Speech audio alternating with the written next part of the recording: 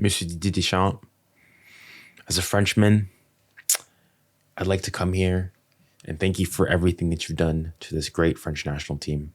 For everything that you did as a player, helping us to win the World Cup in '98, influential in the 2000 Euros, helping us as a manager to reach the Euro 2016 final, getting us back to the summit, the peak of world football in the 2018 World Cup, getting us back to the 2022 World Cup final. And even though it wasn't the greatest, having an impressive performance in the 2024 Euros. But sir, one of the telltale marks of a great man is a man who knows when to step aside when he is no longer the man fit for the job. And sir, unfortunately, I think that day has come. Didier Deschamps, thank you for everything that you've done to the national team, but I think your time has come. I think unfortunately now Didier Deschamps no longer is no longer the master, is no longer the chief in charge of this French national team. He's lost his players, he's lost the group, he's lost faith in the captain in Mbappe, he's lost faith with some of the big players in the team. His ideas are stale. He's not playing good anymore. We need to change. The French national team needs to change. And obviously, it's the result will go and say it's a 0-0 draw against Israel, and obviously it's bad. It's just stale. As a Frenchman right now, speaking to you guys right now, I don't even feel like mad or anything. I just feel apathy. When the French national team play, I don't have any real emotion. It's just another mid performance. Every once in a while, we'll have a good game against a big team, or we'll grind out a result. But there's no longer that little scintillate, that little magic that we had, like we had at the World Cup, for example. It's no longer there.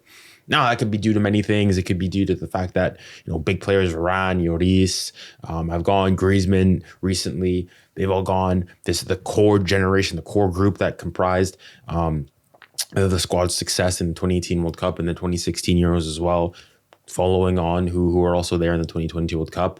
But now that many of those players have gone, I think football comes in cycles, unfortunately. And I think Didier Deschamps' cycles has come to its conclusion. And I think it's time that he make way for someone else. Obviously, now the first thing that people are going to go say is Zinedine Zidane. But I just want to stay on Didier Deschamps for a while. I've always said and always had it in my mind that Didier Deschamps really ought to have left after that 2022 World Cup. Even though France did not win it, basically that campaign was almost as good as a win. You have arguably the greatest final ever to be played, the greatest event in sporting history ever to be played, happening there, losing on penalties, on the verge. You were out at halftime. You clawed your way back into it after an inspired performance by your talisman, Kylian Mbappe. You claw yourself back into the game. You get it. And unfortunately, on penalties, you lose. Nobody will go and mock Didier Deschamps for his performance in the 2022 World Cup. But you see, that's where you should have left. You should leave when you're at the peak, at your summit, where people say you should continue. That's when you should have left. And I think that was his mistake, because now everything onwards, to a certain degree, almost taints his legacy. He wanted to go and try again for the 2024 Euros because obviously what happened in 2016 and also the failed campaign in the 2020/2021 Euros, and which is fair, but even then, Didier Deschamps took to power, came in and he got the national team manager, I think, in 2013. We're now in 2024, nearly 2025. It will have been nearly 12 years. 12 years. And he's scheduled currently on contract until 2026. That's 13 years at the head of the national team. 13 years is a long time. 13 years is probably the length of many people's careers, footballing careers, point blank. 13 years. Single national team. This is not, club team or, you're there. No, national team. And again, I want to go and say, I don't want to go and Didier Deschamps will probably go down, arguably, really, as the greatest French manager, or certainly up there with 𝙎𝙬 𝙭, who won us our first World Cup and the first World Cup and afterwards. So that's what I think he should do. I think you leave there. At least everybody has great minds. Even to go back to the Euros. And there's a reason I'm not really wanting to talk about the Israel game, because the Israel game is emblematic of how France have been playing really ever since the World Cup, I want to say. Obviously, in spurts and in moments, France have the better players. France, against most teams, just by who they are, their essence, should be playing most teams out of the park and will win. However, it's when he faces a true tactical challenge a team that can compete with France, but France should still win. Even at those Euros, France on paper probably has the best team on paper, but on paper doesn't mean anything. And the gap that is made on paper can be made up by good tactics. And unfortunately, Deschamps' tactics, perhaps they worked in 2018. People said he's pragmatic. I don't have an issue with pragmatism, so on and so forth. But again, it's so long as you win. Right? Pragmatism, everybody in the Euros, we were saying, as Frenchmen, we were saying it wasn't pretty, this, that, and the other, but you were winning, right? Then in football, I like to say there's two things. There's you can play well, and then you can win. Ideally, in an ideal world, you do both. You do sort of what, Pep's Barca, the great teams, you play scintillating, mesmerizing, magnificent football, and you win games as well. That's the ideal. However, if you only win games, and it's perhaps ugly, you park the bus, you're a bit more, conservative, so on and so forth. You might not like it, but hey, you're winning. And on the other side, you can be playing, beautiful, flamboyant football, so on and so forth, but you're losing. But at least you can say football at the end of the day is about entertainment, and I'm being entertained. Yes, we're not perhaps getting the results we want and whatnot, but I'm entertained. However, if you play this pragmatic, conservative football to win, just to get the result, and you then don't get the results, that's it. Then things begin to turn on you.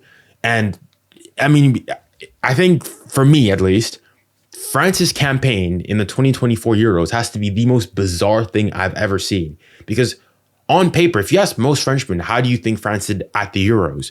They probably say they did fine. If not, most people would say they underperformed. Yet they got to a semifinal. They were a goal behind, a goal away from tying things and going to extra time and to penalties and making it to back-to-back major tournament finals. That's all it took. Yet if you ask most people, the most common public, they'd say that France underperformed at the competition. Why is that? And I think it's the style of play in which Didier Deschamps, as it's great not to be pragmatic and all these things, but I think now I just don't think it can work anymore. And I really hope that for the good of his reputation as the French national team manager, and will go down in my eyes as the best, I think he needs to leave whilst his stock is still high. Because what you don't want is this grueling, 18 months or plus so between now and the 2026 World Cup, where things you chug along, so on and so forth. And yes, ideally, obviously, at the end of this, he redeems himself, and France, come back for one final blow and absolutely smash the tournament and win it. Ideally. But at this point, if you're Didier Deschamps, you almost sort of have to go and get another semifinal? Even if you get to a semifinal, people will say, yeah, you're France.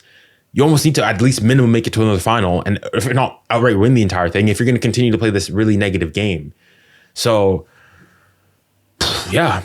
The thing with the French national team is that it's not necessarily a talent issue. I think perhaps you could argue that the talent has gone down a bit. There's been perhaps a dip. You've had, big players, Pogba. We'll see what happens to him. Griezmann's obviously left. Lloris, Varane. So France have lost some, pretty key players, but still a great crop of players coming up. 𝙋𝙊𝘾𝘼𝙎𝙏, Barcola, the belly's still there. Mbappe is still, young and youthful. Mike Maignan in net, who's arguably, really, you could make the case, even in 2022 when Lloris was still there, probably was still the better keeper at that point. So it's not like France are lacking in footballing talent. It's just, I think the ideas are gone. Not to mention, constant scandals that Deschamps has been through. I think eventually they come out with Benzema, Valbuena, and Mbappe now with what's going on. We don't know the relationship that they're on with him. Even players who he typically got really well with. And the prime example is Antoine Griezmann, who seemingly now fell out with him, and which is why he's decided to take his retirement from international football. This is really just a message to Didier Deschamps. There's no point in really analyzing the games. It's been analyzed several times. The fans aren't playing poorly necessarily, but you're going there trying to get a single result by an individuality, and there's just no tactics. None whatsoever. I think, unfortunately, as they say, that he's the perfect word to encapsulate this is he's lost the dressing room. But yeah, that's all I have to say about the game. We'll see. There's still a game, obviously, on Sunday versus Italy. I could almost see even that France go and win that game, get a statement result away to Italy. I still think the thing stands. I think he needs to go. I think there's a new generation of French players, and I think somebody new needs to be at the helm to lead these future Frenchmen to hopefully the promised land. Anyways, that's been me. That's been it. You guys have been seemingly enjoying these new, longer, raw, uncut post-game, post-reaction things. Let me know if you guys enjoy them. And I'll make sure to do more of them. They're nice and easy for me to make. I don't have much time with university and whatnot. So if you guys do enjoy these, please do let me know, and I'll continue to make them. And yeah, that's all I have to say. And remember, stay safe, stay kind, stay blessed. Godspeed.